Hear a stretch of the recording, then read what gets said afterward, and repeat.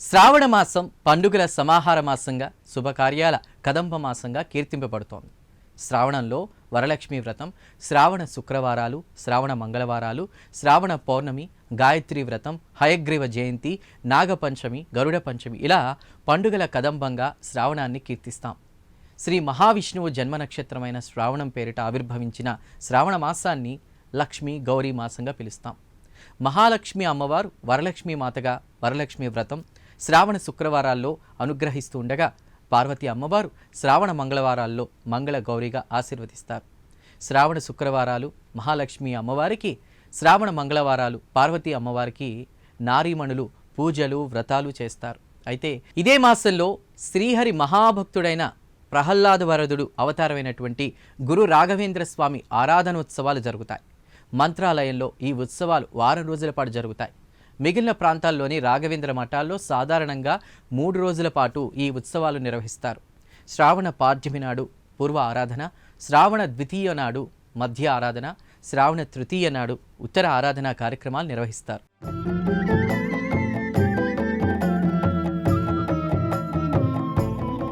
పూజ్యాయ రాఘవేంద్రాయ సత్యధర్మ రథాయ చ భజతాం కల్పవృక్షాయ నమతాం కామధేనువే. మంత్రాలయ గురు రాఘవేంద్ర స్వామి పవిత్ర ప్రార్థనా శ్లోకం ఇది. మహిమాన్విత మహోన్నత పుణ్యక్షేత్రం మంత్రాలయంలో గురు రాఘవేంద్ర స్వామి ఆలయాల్లో భక్తులు దిక్కులు పిక్కటిల్లేలా స్వామివారిని ఈ శ్లోకంతో కీర్తిస్తారు. మంత్రాలయ పుణ్యక్షేత్రం రాఘవేంద్ర మఠంలో శ్రావణమాస గురు రాఘవేంద్ర స్వామి ఆరాధనోత్సవాలు వారం రోజుల పాటు అట్టహాసంగా నిర్వహిస్తారు. ఇదే రీతిన దేశ విదేశాల్లోని రాఘవేంద్ర స్వామి మఠాల్లో ఈ వేడుకలు ఘనంగా నిర్వహిస్తారు. శ్రావణ మాసంలో వచ్చే ఎన్నో పుణ్యదినాలు పర్వదినాల్లో గురు రాఘవేంద్ర స్వామి ఆరాధన ఉత్సవాలను ఒకటిగా చేర్చి ఈ వేడుకలను ఆలయ నిర్వాహకులు అత్యంత భక్తిప్రదంగా నిర్వహిస్తారు. రాఘవేంద్ర స్వామి ఆరాధనోత్సవాల్లో పాల్గొనడానికి దేశ విదేశాల నుంచి అసంఖ్యాక భక్తులు తరలివస్తారు. పండుగల మాసంగా కీర్తింపబడే శ్రవణంలో అన్ని దైవాల ఆరాధన జరుగుతుంది. మహాలక్ష్మి అమ్మవారి వరలక్ష్మి వ్రతం, శ్రావణ శుక్రవార వ్రతాలను నారీమణులు భక్తి శ్రద్ధలతో ఆచరిస్తారు. ఇక పార్వతీ అమ్మవారిని గౌరీమాతగా అలంకరించి శ్రావణ మంగళవార వ్రతాలను కూడా నిర్వహిస్తారు. ఏ దైవానికైనా పూజలు, ఆరాధనలు, అర్చనలు, అభిషేకాలు, వాహన సేవలు, రథోత్సవాలు ఉంటాయి. అయితే ఆరాధనోత్సవాలు అని అతి కొద్ది దైవాలకే చేస్తారు. మానవ రూపంలో దైవాంశతో జన్మించి కారణ జన్మలుగా కీర్తిని పొంది సశరీరంతో సమాధిలో తపోధ్యానానికి వెళ్ళిపోయే భగవంతునికి భక్తులు, భక్తులకు భగవంతునిగా ఆరాధింపబడే ఆరాధనీయ దైవాలకు ఆరాధనోత్సవాలను నిర్వహిస్తారు.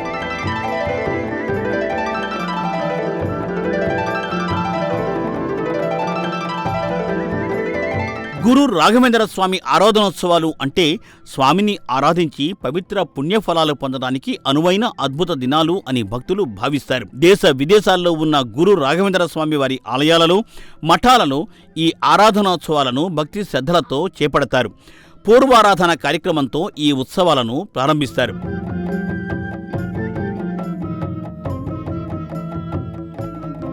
శ్రావణమాసంలో శ్రీహరి మహాభక్తుడైన ప్రహ్లాద వరదుడి అవతారమైన గురు రాఘవేంద్ర స్వామి ఆరాధనోత్సవాలు ఘనంగా జరుగుతాయి. మంత్రాలయం ఈ ఉత్సవాలను వారం రోజుల పాటు నిర్వహిస్తుంది. మిగిలిన ప్రాంతాల్లోని రాఘవేంద్ర మఠాల్లో సాధారణంగా 3 రోజుల పాటు ఈ ఉత్సవాలను నిర్వహిస్తారు. శ్రావణ పాడ్యమి నాడు పూర్వ ఆరాధన, శ్రావణ ద్వితీయ నాడు మధ్య ఆరాధన, శ్రావణ తృతీయ నాడు ఉత్తర ఆరాధన కార్యక్రమాలు నిర్వహిస్తూ ఉంటారు. సమాధి ప్రవేశానికి బృందావనంలోకి గురు రాఘవేంద్ర స్వామి అడుగుపెట్టిన రోజును ఆరాధనా దినంగా పిలుస్తారని ఆలయ చరిత్ర తెలియచేస్తోంది.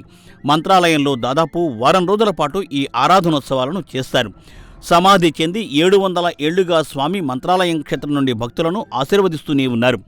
సర్వకాల సర్వ అవస్థల యందు నారాయణ మంత్రం జపించే బ్రహ్మ మానసపుత్రుడు, శ్రీ మహావిష్ణువు మహాభక్తుడైన నారదుడి వద్ద హరిభక్తాగ్రేసురుడైన ప్రహ్లాదుడు సర్వ విద్యలు నేర్చాడు.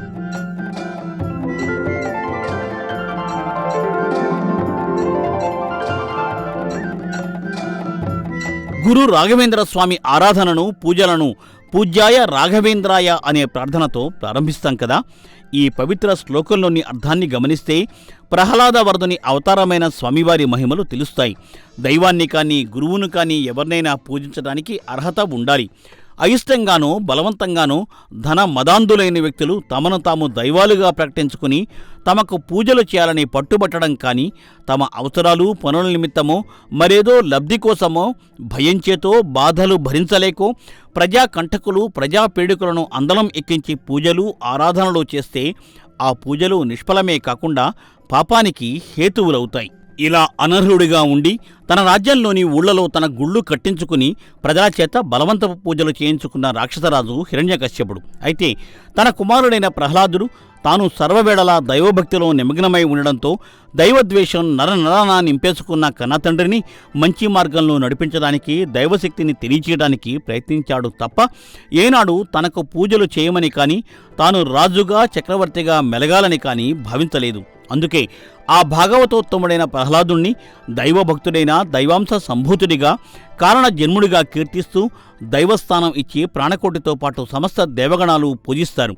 ఆ ప్రహ్లాదుడే కలియుగంలో గురు రాఘవేంద్ర స్వామిగా అవతరించారు. అందుకే పూజ్యాయ రాఘవేంద్రాయ అంటే పూజించడానికి సంపూర్ణ అర్హుడువైన ఓ గురు రాఘవేంద్ర స్వామి అని ఈ శ్లోకంలో ప్రథమ పాదం యొక్క అర్థం.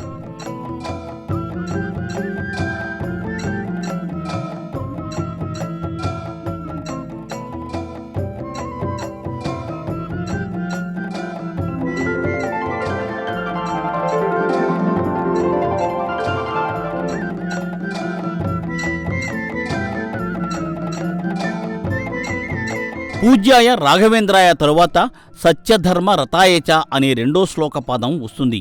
సత్యం వద ధర్మంచర ధర్మో రక్షతి రక్షితః. ఈ అమృతవాక్కులు తూచా తప్పక పాటించేవారు, సత్యధర్మాలు సదా ఆచరించేవాడును అయిన అనే అర్థం వస్తుంది. ఇక్కడ సత్యధర్మాలలో అత్యంత నిష్ఠాగరిష్టంగా ఉండే దేవా అనే అర్థం కనిపిస్తుంది. సత్యం అంటే హరిశ్చంద్రుడు ఆచరించిన సత్యమే. మరో మాటకే తావులేని కఠోర సత్యం బాటలో వెళ్ళే అని అర్థం. ఇక ధర్మం అంటే ఏమాత్రం తప్పు పొరపాటు లేని అసలు సిసలు ధర్మం. పాండవ అగ్రజుడు పాటించిన ధర్మం, సర్వధర్మపరాయణులు పాటించిన ధర్మం ఆచరించే దేవా అని మరో పాదం అర్థం. ఇక్కడ సత్య ధర్మాలు అంటే ఓ ఇద్దరు వ్యక్తులు ఏదో అక్రమార్జనతో ధనాన్ని ఆర్జించి ఆ సొమ్మును సత్య ధర్మాలు పాటించే ఆ ఇద్దరూ పంచుకుంటే అది సత్య ధర్మాలు ఆచరించినట్లు కానే కాదు. అధర్మం అన్యాయానికి తావు లేకుండా సత్య ధర్మ మార్గాల్లో వెళ్లే మహోన్నతుడైన దేవా అని ఈ పాదం అర్థం తెలియచేస్తూ ఉండగా, ఇక మూడవ పాదంలో భజతాం కల్పవృక్షాయ అని, నాలుగవ పాదంలో నమతాం కామధేనవే అనే ప్రార్థనా భాగం కూడా ఉంటుంది. కల్పతరువు. కల్పతరువు అంటే ఆ పవిత్ర చెట్టు సమీప నిలబడి కోరిక కోరుకుంటే అది నెరవేరుతుంది. ఇక నమతాం కామధేనవే అంటే ఆ పుణ్యధేనువు సన్నిధిలో నిలబడితే మన మనస్సులోని కోరికలు ఆ కామధేనువు తెలుసుకుని మన కోరికలను తీరుస్తుంది. అయితే ఆ కల్పవృక్షం కామధేనువు ఎక్కడ ఉంటాయి? అమరేంద్రుడి సన్నిధిలో స్వర్గలోకంలో ఉంటాయి. దేవగణాలకో సంపూర్ణ పుణ్యఫలాలు పొంది దివికేగిన పుణ్యపురుషులకో ఈ కోరికలు ఫలిస్తాయి. మరి త్రికరణ శుద్ధిగా దైవ ఆరాధన చేసి మంచి నడవడికతో తల్లిదండ్రులను పెద్దలను గౌరవిస్తూ ఉండేవారికి, అసలు సిసలు నిజమైన దైవభక్తులకు కల్పవృక్షం కామధేనువుల కోర్కెలు తీర్చేది ఎవరు అంటే, కృతయుగంలో ప్రహ్లాదుడిగా ఎన్నో ఆశ్చర్యకర ఘటనల్లో భక్త ప్రహ్లాదుడిగా పేరొందిన ప్రహ్లాదవరదుడు గురు రాఘవేంద్ర స్వామిగా ఈ యుగంలో అవతారం ఎత్తి కల్పవృక్షంలా కామధేనువులా ఆదుకుంటున్నాడు.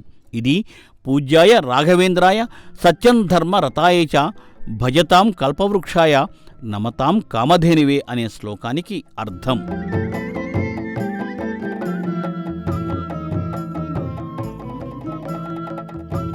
కృతయుగంలో ప్రహ్లాదుడిగా, ద్వాపర యుగంలో వ్యాస భగవానుడిగా ఉదయించిన మహా హరిభక్తుడు కలియుగంలో గురు రాఘవేంద్ర స్వామిగా జన్మించాడు. అయితే రాఘవేంద్ర తీర్థులకు స్వామి తల్లిదండ్రులు పెట్టినటువంటి పేరు వెంకటనాథుడు.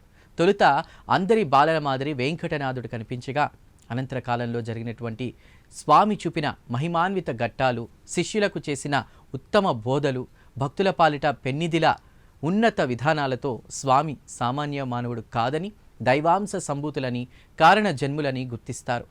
ప్రహ్లాదవరదుడే గురు రాఘవేంద్ర స్వామిగా జన్మించాడని, లేకుంటే ఈ మహిమలు చూపడం ఎవరితరం అని భక్తులు అంటుంటారు.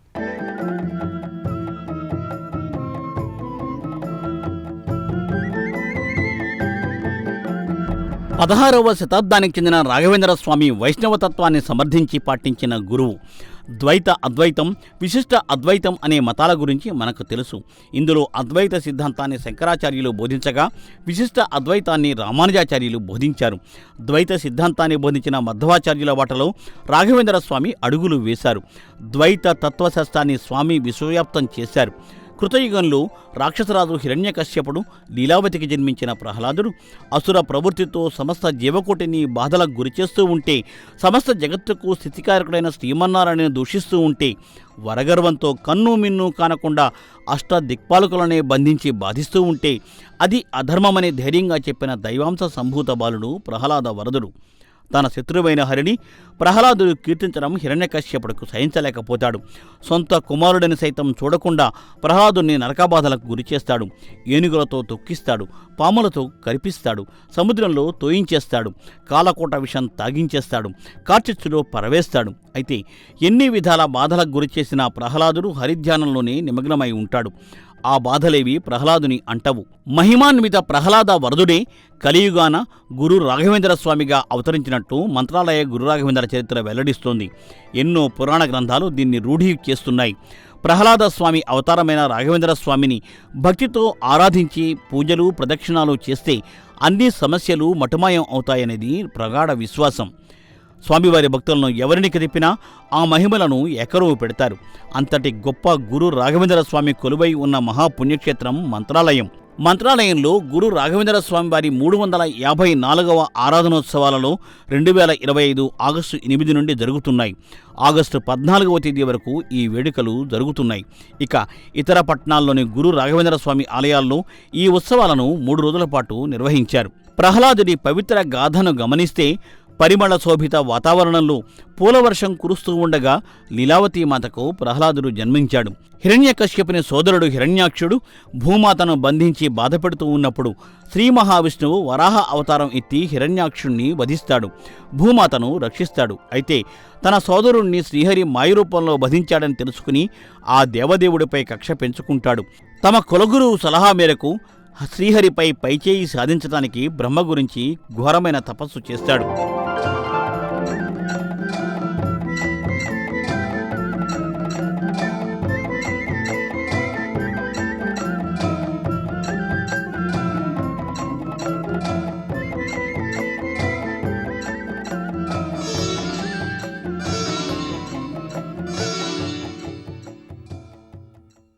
హిరణ్యకశ్యపుడు తపోదీక్షకు తల్లడిల్లిపోయిన దేవేంద్రుడు గర్భవతిగా ఉన్న లీలావతిని చెరబట్టబోతాడు. హిరణ్యకశ్యపుడు వరాలు సాధిస్తే దేవతలకు చేటు వాటిల్లుతుందని భావించి ఈ చెడ్డ పనికి ఉపక్రమించబోతాడు. అయితే నారదుడు లీలావతికి పుట్టబోయేది అసురగుణాలు కల రాక్షసుడు కానే కాదని, పరమ హరిభక్తుడైన మహనీయుడని, హరిభక్తిలో తరించి తండ్రి చేతే పలు రీతుల్లో కఠోర శిక్షలకు గురైన చెలించని మహాభక్తుడని లీలావతికి పుట్టబోయే ప్రహ్లాదుడి గురించి ఇంద్రుడికి నారదుడు వివరిస్తాడు. దీంతో ఇంద్రుడు ఊపిరి పీల్చుకుని తన స్వర్గలోకానికి వెళ్ళిపోతాడు. అప్పుడు లీలావతిని తన ఆశ్రమానికి తీసుకెళ్లి పురుడు పోస్తాడు. ప్రహ్లాదుడికి నారాయణ మంత్రం ఉపదేశించి సమస్త శాస్త్రాలను విద్యలను గరిపిస్తాడు. అసలు ప్రహ్లాదుడి తండ్రి హిరణ్యకశ్యపుడు, పినతండ్రి హిరణ్యాక్షుడు పూర్వజన్మలో అపర హరిభక్తులే. వైకుంఠవాసానికి ద్వారపాలకులుగా ఉన్న జయవిజయులే వారు. ఒకసారి సనక సనందాది ఋషులు శ్రీహరి దర్శనానికి వస్తే వారిని వైకుంఠంలోకి వెళ్లకుండా అడ్డుకుంటారు. అంతేకాకుండా అనుచితంగా ప్రవర్తిస్తారు. దీంతో ఆగ్రహం చెందిన సనక సనందాది మునులు వారికి ఘోర శాపాలు ఇస్తారు. ఈ కారణంగానే వారు రాక్షసులుగా జన్మిస్తారు.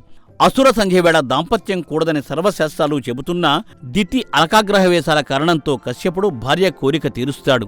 నిషిద్ధ సమయంలో జరిగిన అకార్యం వల్ల రక్తవర్షం కురిసిన సమయంలో హిరణ్యకశ్యప, హిరణ్యాక్షులు జన్మిస్తారు. అయితే వారిని ఉద్ధరించడానికి హరి అంశతో హిరణ్యకశ్యప, లీలావతులకు ఉత్తమోత్తమ కుమారుడిగా ప్రహ్లాదుడు పుడతాడు. కృతయుగంలో ప్రహ్లాదుడు, ద్వాపరంలో వేదవ్యాసుడు కాగా కలియుగంలో గురు రాఘవేంద్ర స్వామి అని సమస్త పురాణ గ్రంథాలు తెలియచేస్తున్నాయి. సకల ధార్మికవేత్తలు తమ ధార్మికోపన్యాసాలలో ఈ అంశాన్ని వివరణాత్మకంగా తెలియచేస్తున్నారు. భక్తులు సంపూర్ణంగా విశ్వసిస్తున్నారు. మధ్వాచార్యులు స్థాపించిన శ్రీమఠాన్ని గురు రాఘవేంద్ర స్వామి 1621 నుండి 1671 వరకు సమర్థవంతంగా నిర్వహించినట్లు మంత్రాలయ చరిత్ర చెబుతోంది. కృతయుగంలో ప్రహ్లాదుడు ఆశ్చర్యకరమైన రీతిలో తన మహిమలు చూపించి తండ్రి హిరణ్యకశిపుడి బాధల నుంచి బయటపడినట్టు తెలుస్తూ ఉండగా కలియుగంలో గురు రాఘవేంద్ర స్వామిగా అనేక అద్భుతాలు చేసినట్లు, ఎన్నో మహిమలతో భక్తులను ఆదుకున్నట్లు మంత్రాలయ చరిత్ర చెబుతోంది. 1671 సంవత్సరంలోనే గురు రాఘవేంద్ర స్వామి పరమ సత్యంలో నిమగ్నమయ్యారని, దీనినే మనం సజీవ దైవేక్యం, జీవ సమాధి అని పిలుస్తున్నామని భక్తులు చెబుతున్నారు. మంత్రాలయంలో గురు రాఘవేంద్ర స్వామి సమాధి స్థలాన్నే భక్తులు బృందావనంగా పిలుస్తారు. శరీర త్యాగం చేసినా తాను సదా భక్తులను కంటికి రెప్పలా కాపాడతానని స్వామివారు చివరి సందేశంగా చెప్పినట్లు ఆలయ చరిత్ర వెల్లడిస్తోంది. కన్నడ, ఆంగ్ల, తమిళ భాషల్లో ప్రాచుర్యం పొందిన రాఘవేంద్ర మహిమే అనే పుణ్యకావ్యంలో గురు రాఘవేంద్ర స్వామి పూర్వపు అవతారాలను సవివరంగా వివరించారు. ద్వైత చక్రవర్తి హిరణ్యకశ్యపుడి కుమారుడు ప్రహ్లాదుడు, లోకకంటకుడిగా దయాహీన చక్రవర్తిగా దేవగుణాల పాలట సింహస్వప్నంలా మారిన హిరణ్యకశ్యపుడికి సద్బుద్ధి, దయోభక్తి కలగాలని ఆయన శ్రీహరిని ప్రార్థించగా, ప్రహ్లాదునుడు హరిభక్తి మాన్పించడానికి హిరణ్యకశ్యపుడు శతవిధాలా ప్రయత్నించి విఫలమయ్యాడు. చివరికి ప్రహ్లాదుని పరిపరి విధాలా దండించడానికి ప్రయత్నించి తానే భంగపడ్డాడు. ఏ ప్రాణం పోకుండా మృత్యువుపైనే జయించాలని హిరణ్యకశ్యపుడు ఆశపడ్డాడు. ఆ ప్రాణాన్ని తానే చేజేతులా పోగొట్టుకున్నాడు. ఎక్కడ నీ శ్రీహరి స్తంభంలో చూపిస్తావా అని ప్రహ్లాదుని గద్దించి అడిగి ఉగ్ర నరసింహస్వామి వారిని చేతిలో హిరణ్యకశ్యపుడు సంహరించబడతాడు. అనంతరం మహాభక్తుడైన ప్రహ్లాద వరదడి పాలనలో అందరూ సుభిక్షంగా ఉంటారు. ప్రహ్లాదుడు తదుపరి అవతారం మహాభారత కాలంలో వ్యాస భగవానుడిగా జన్మించినట్లుగా, అలాగే కలియుగంలో గురు రాఘవేంద్ర స్వామి వారిగా అవతరించినట్లు రాఘవేంద్ర మహిమే అనే గ్రంథం సైతం తెలియచేస్తోంది.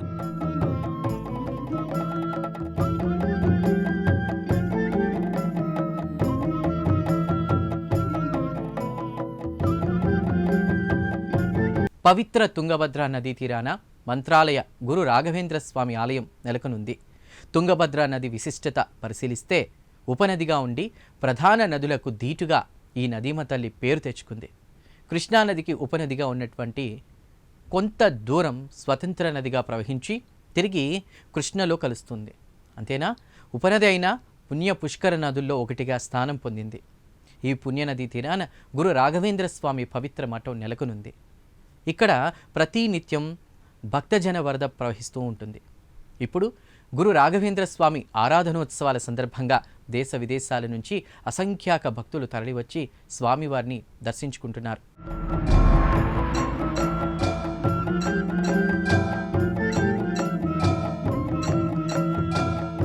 గంగా స్నానం, తుంగాపానం పవిత్రం అంటారు పెద్దలు.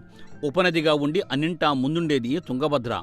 కృష్ణానదికి తుంగభద్ర ఉపనదే అయినా కృష్ణలో సంగమమై ప్రయాణం సాగిస్తుంది. అయితే కొంతమేర విడిపోయి తానేమీ ప్రధాన నదికి తీసిపోనని పరవళ్లు తొక్కుతూ ముందుకు సాగుతుంది. అయితే తన ఔన్నత్యాన్ని తెలియచేయడానికే తప్ప కృష్ణమ్మను ఎదిరించడానికి కాదని తిరిగి కృష్ణానదిలో కలిసిపోతుంది. అందుకేనేమో ఉపనది స్థాయిలో ఉన్న తుంగభద్రా నదికి పుష్కర నదీ స్థానం ఇచ్చారు. తుంగభద్ర పుష్కరాల్లో పుణ్యస్నానం ఆచరిస్తే అపార పుణ్యఫలాలు లభిస్తాయని సర్వ పురాణ శాస్త్రాలు తెలియచేస్తున్నాయి. దేవళాల జిల్లాల పేరున్న కర్నూలు జిల్లాలో ఇంతటి పవిత్ర తుంగభద్రా నదీ తీరాన ఉన్న మంత్రాలయ రాఘవేంద్ర స్వామివారి ఆలయంలో ప్రతినిత్యం ఎన్నో పూజలు, ఆరాధనలు చేస్తారు. ప్రస్తుతం స్వామివారి ఆరాధనోత్సవాలు అత్యంత భక్తిప్రదంగా, వైభవపేతంగా కొనసాగుతున్నాయి. స్వామివారి ఉత్సవాల సమయంలో జరిగే వేడుకల్లో ప్రధానమైంది రథోత్సవం ఒకటి. ఈ వేడుకలలో రాఘవేంద్ర స్వామి ఉత్సవమూర్తిని ఆలయం చుట్టూ ప్రదక్షిణం చేయించి భక్తులకు కన్నుల పండువ చేస్తారు. రథోత్సవానికి ముందు గోపూజ, గజపూజ, ఇతర పూజలు నిర్వహిస్తారు. మహారథోత్సవం ప్రారంభానికి గుర్తుగా జెండాను ఎగురవేస్తారు. పూర్వ ఆరాధన రోజు ముందు రోజు నిష్ఠాగరిష్టంగా అనాది ఆచార వేడుకలు నిర్వహిస్తారు. దీంతో పాటు శకటోత్సవం, రైత రథోత్సవం వేడుకను చేపడతారు. సింహవాహన సవారీ పూర్వ ఆరాధన రోజు నిర్వహిస్తారు. మధ్య ఆరాధన రోజు మహాపంచామృత అభిషేకానికి ప్రసిద్ధి అని, ఉత్తర ఆరాధన రోజు స్వర్ణ రథోత్సవానికి ప్రసిద్ధని ఆలయ అర్చక స్వాములు చెబుతున్నారు. దీంతో పాటు శకటోత్సవం, రజిత రథోత్సవం చేపడతారు. సింహవాహన సవారీ పూర్వ ఆరాధన రోజు నిర్వహిస్తారు. మధ్య ఆరాధన రోజు మహాపంచామృత అభిషేకానికి ప్రసిద్ధి అని, ఉత్తర ఆరాధన రోజు స్వర్ణ రథోత్సవానికి ప్రసిద్ధని ఆలయ అర్చక స్వాములు చెబుతున్నారు. సమాజానికి సేవ చేసిన ప్రముఖులకు మఠం ప్రతి ఏటా నిర్వహించే ఈ వేడుకలలో శ్రీ రాఘవేంద్ర అనుగ్రహ అవార్డులు సైతం ప్రదానం చేస్తోంది. మఠం ప్రాంగణంలో మహా ఆరాధనల సమయంలో జ్ఞానయజ్ఞం అనే మతపరమైన ప్రసంగాలు జరుగుతాయి. దేశంలోని వివిధ ప్రాంతాల నుండి వచ్చిన మహా పండితులు, ధార్మిక స్రష్టలు ఈ ప్రసంగాలను చేస్తారు. దేశంలోని వివిధ ప్రాంతాల నుండి వచ్చిన ప్రఖ్యాత కళాకారులు, గాయకులు సాంస్కృతిక కార్యక్రమాలు నిర్వహిస్తారు. ఈ వేడుకల తొలి రోజున ఋగ్వేద నిత్యానుతాన ఉపకర్మ చేపడతారు. అనంతరం రెండవ రోజు యజుర్వేద నిత్యానుతాన ఉపకర్మ నిర్వహిస్తారు. 5 రోజుల పాటు అట్టహాసంగా ఈ ఉత్సవాలు జరుగుతాయి. ఈ సందర్భంగా మఠం ప్రాంగణంలోని వేద పండితులు పురాణాలు, భగవద్గీతపై ప్రసంగాలు చేస్తారు. ప్రతి ఏటా ఈ వేడుకల్లో శ్రీ రాఘవేంద్ర స్వామివారి బృందావనానికి తిరుమల తిరుపతి దేవస్థానం అధికారులు శ్రీ వెంకటేశ్వర స్వామివారి శేషవస్త్రం సమర్పించడం ఆనవాయితీగా వస్తోంది. ఈ శేషవస్త్రాన్ని మఠం అధిపతి స్వీకరించి బృందావనంపై ఉంచి ప్రత్యేక పంచామృత అభిషేకం నిర్వహించడం సైతం ఈ వేడుకలలో భాగంగా జరుగుతోంది.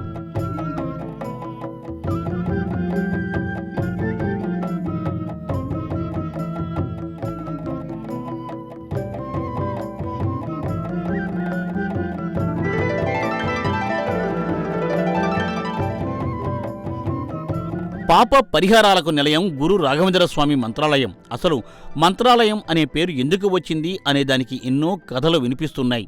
గురు రాఘవేంద్ర స్వామి పూర్వపు మంచాల గ్రామంలోని బృందావనంలో సజీవ సమాధికి స్వామి అడిగిన రోజును ఆరాధనా దినోత్సవంగా పేర్కొని ఈ ఆరాధనోత్సవాలు చేపడుతున్నారు. అప్పటి నుండి మంత్రాలయంగా ఇది పేరొందిందని ఒక కథనం. మంత్ర ఆలయం ఈ 2 పదాలు కలిసి మంత్రాలయంగా మార్పు చెందినట్లు మరికొందరు చెబుతున్నారు. మంత్ర తంత్రాల్లో నిష్ణాతులైన గురు రాఘవేంద్ర స్వామి ఈ ప్రాంతంలో నడయాడి తపస్సు చేశారని, భక్తులకు మంత్రోపదేశం చేశారని ఆలయ చరిత్ర చాటి చెబుతోంది. అందుకే దీనికి మంత్రాలయం అనే పేరు వచ్చిందని మరికొందరు భక్తులు చెబుతున్నారు. మంత్రాలయ గురు రాఘవేంద్ర స్వామి ఆలయ చరిత్ర ప్రకారం కొన్ని ప్రాచీన ఆధారాలను బట్టి స్వామివారి జన్మ నామధేయం వెంకటనాథాచార్యులు. 1595లో తమిళనాడు భువనగిరి సమీపంలోని బీదర్లో తిమ్మన్న భట్టు, గోపికాంబ దంపతులకు వెంకటనాథాచార్యులు జన్మించినట్లు ఈ ఆధారాలు తెలియచేస్తున్నాయి. చిన్ననాటి నుండే స్వామివారికి వేదశాస్త్ర భక్తిపై అపారమైన ఆసక్తి ఉండేదని, విద్యలో అపూర్వ ప్రతిభ కలిగిన ఆయన గురుకులాలలో వేదాంతం, న్యాయశాస్త్రం, భక్తి మార్గాలను బోధించేవారని చెబుతోంది శాస్త్రం. అలాగే ఆలయ చరిత్ర కూడా ఈ విషయాలను తెలియచేస్తోంది. చిన్నప్పటి నుండి వైరాగ్య, భక్తిభావనలు గల వెంకటనాథుడు స్వల్పకాల వివాహ జీవిత అనంతరం భగవంతుని సేవ కోసమే తన జీవితం అంకితం చేయాలని సంకల్పించుకున్నారు. అనంతరం సన్యాస దీక్ష స్వీకరించి రాఘవేంద్ర తీర్థులుగా మారారు. రాఘవేంద్ర స్వామి చూపిన మహిమలు అన్నీ ఇన్నీ కావు. అందుకే ఆయన ప్రహ్లాదుని అవతారం అని భక్తులు గాఢంగా విశ్వసిస్తారు. ఆకలి కొన్న భక్తుని ఆకలి తీర్చడం కోసం రాత్రికి రాత్రి పొలంలో పంట పండించడం, పొంగి పొర్లుతున్న తుంగభద్రను నిలువరించి భక్తులకు మార్గం కల్పించడం, దీర్ఘ వ్యాధిగ్రస్తుల దీర్ఘరోగాల సైతం చిటికలో మటుమాయించేయడం, నిండా అప్పుల్లో మునిగి నిండి జీవితం చాలించాలి అనుకున్న భక్తులను అప్పుల బాధలను తొలగించడమే కాకుండా వారు సిరి సంపదల్లో తొలతూగేలా చేయడం, ఇలా ఎన్నో మహిమాన్విత ఘట్టాలు గురు రాఘవేంద్ర స్వామి చరిత్రలో కనిపిస్తాయి. సత్యం, ధర్మం, భక్తి, సేవ ఆదిగా గల సద్గుణాలతో విరాజిల్లి భక్తులను సన్మార్గంలో ఉద్ధరించి తుంగభద్రానది తీరంలోని మంత్రాలయ బృందావనంలో 1671వ సంవత్సరం శ్రావణ బహుళ ద్వాదశి రోజున గురు రాఘవేంద్ర స్వామి మహాజీవ సమాధిలోకి వెళ్ళిపోయినట్లు ఆలయ చరిత్ర చెబుతోంది. నాటి నుండి ప్రతి ఏటా శ్రావణ మాసంలో స్వామివారి ఆరాధనోత్సవాలు ఘనంగా నిర్వహిస్తున్నారు.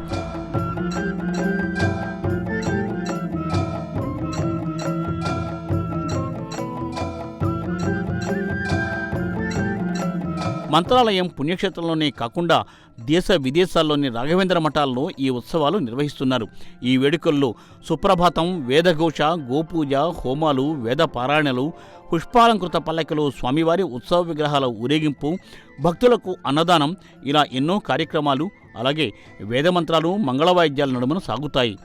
ఓం శ్రీ రాఘవేంద్రాయ నమః, పూజ్యాయ రాఘవేంద్రాయ, ఇలా భక్తి ప్రార్థనలు నిర్మలమైన మనస్సుతో త్రికరణ శుద్ధిగా చేస్తే స్వామివారి అనుగ్రహం తప్పక లభిస్తుందని, ఈ రీతిన తాము స్వామివారి అనుగ్రహానికి పాత్రులైన సందర్భాలు ఉన్నాయని భక్తులు ఏకరువు పెడుతున్నారు. భక్తుల అనుభవాలు తమకు తెలియచేసి భక్తి పారవస్యం చెందుతున్నారని అర్చక స్వాములు అంటున్నారు. గురు రాఘవేంద్ర స్వామి 3 జ్యోతిష్య భక్తులతో ఉన్నవేళ స్వామివారు ఒక జాతకాన్ని ఇచ్చి ఆ వ్యక్తి జీవనకాలం చెప్పమని అడిగారు. దీనిపై 3 జ్యోతిష్యులు తమ జ్యోతిష్య మేధో సంపత్తినంతా ఉపయోగించి సమాధానం ఇచ్చారు. ఒక జ్యోతిష్యుడు 100 ఏళ్లని, మరొకరు 300 ఏళ్లని తెలిపారు. మరో జ్యోతిష్య పండితుడు మాత్రం ఆ వ్యక్తి జాతకం ప్రకారం 700 ఏళ్లు జీవిస్తాడని చెప్పారు. అయితే స్వామివారు జ్యోతిష్కులకు ఇసి చూడమన్నది తన జాతకం గురించి. సర్వం తెలిసినవాడు, సర్వవ్యాప్తం ఉండేవాడు, సర్వశక్తిమంతుడైన స్వామివారికి తన జీవన కాలం గురించి, భవిత గురించి, జ్యోతిష్యం గురించి ఒకరు చెప్పాలా? అయితే జ్యోతిష్యుల పాండిత్యాన్ని పరీక్షించడానికి స్వామి ఈ రీతిన జాతకం చెప్పమని కోరారు. అయితే ఒకరు పరిశీలించిన జాతకాన్ని మరొకరు చూసి ఆశ్చర్యానికి గురయ్యారు. ఎందుకంటే 3 జ్యోతిష్యాలు పూర్తిగా సరైనవే. అది ఎలాగంటే 100 ఏళ్లు స్వామివారి భౌతిక జీవనకాలం కాగా 300 ఏళ్ల పాటు స్వామివారు లిఖించిన గ్రంథాల ద్వారా జీవితులుగా ఉంటారని, స్వామివారు బృందావనంలో సమాధిలో 700 ఏళ్లు ఉండి భక్తులను కంటికి రెప్పలా కాపాడతారని తేటతెల్లం అయింది. దీంతో 3 జ్యోతిష్యులు చెప్పింది నిజమే అని రూఢి అయింది. ఈ ఆరాధనోత్సవాల కాలంలో 700 ఏళ్లలో దాదాపు సగభాగానికి పైగా పూర్తయినట్లే. ఎందుకంటే ఇప్పుడు జరుగుతున్నవి స్వామివారి 354వ ఆరాధనోత్సవాలు కాబట్టి. మంత్రాలయం పుణ్యక్షేత్రంలో ఈ నెల 14వ తేదీ వరకు ఈ మహోత్సవాలు వైభవపేతంగా జరుగుతున్నాయి.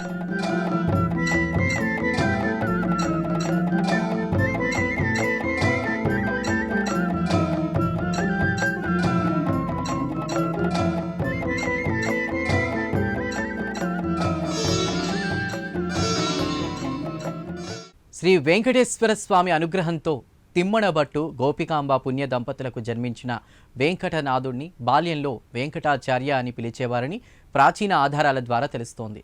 మదురైలో ప్రాథమిక విద్య అనంతరం కుంభకోణం శ్రీమఠంలో విద్యార్థిగా చేరారు. కుంభకోణం శ్రీమఠంలో సుధీంద్ర తీర్థుల వద్ద స్వామివారు విద్యాభ్యాసం చేసి గొప్ప మేధోవంత విద్యార్థిగా పేరు పొందారు. తర్క వితర్కాల్లో ఎందరో కొమ్ములు తిరిగినటువంటి తర్క శాస్త్రవేత్తలను స్వామి అవలీలగా ఓడించారు. సంస్కృత వైదిక శాస్త్రాల్లో నిష్ణాతుడై తాను నేర్చిన విద్యను ఉదారంగా ఎందరో శిష్యులకు బోధించారు. సాహితీ పదంలోనే కాక సంగీత సామ్రాజ్యంలో గొప్ప వైణికాగ్రజ్ఞుడిగా పేరొందారు. ఇక స్వల్ప వివాహ జీవితం అనంతరం స్వామివారు సన్యసించి రాఘవేంద్ర తీర్థులుగా మారారు. తన గురువు అనంతరం మఠం బాధ్యతలు స్వీకరించిన స్వామివారు శిష్యులకు విద్యాబుద్ధులు నేర్పడమే కాక ఎన్నో అద్భుతాలు చూపి వారిని ఆశ్చర్యచకితులను చేసినట్లు వెంకటనాథ చరిత్ర చెబుతోంది. స్వామివారు తమ జీవిత కాలంలో మధ్వ ప్రోక్త ద్వైత సిద్ధాంతాన్ని బాగా ప్రచారం చేసినట్టు చారిత్రక ఆధారాల ద్వారా తెలుస్తోంది. ఇది ఇవాల్టి ప్రత్యేక కార్యక్రమం. నమస్కారం.